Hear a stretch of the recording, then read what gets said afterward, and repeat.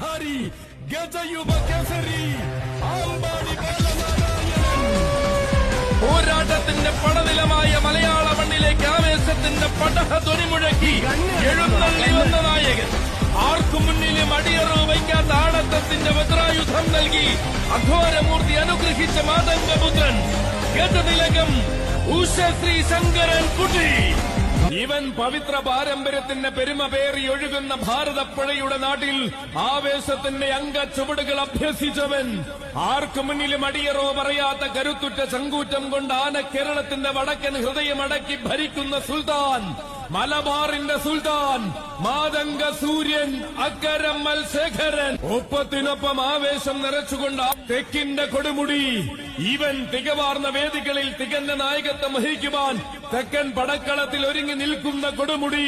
സാക്ഷാൽ യുവരാജ കൊടുമുടി പുത്തൻകുളം അനന്തപത്മനാഭൻ.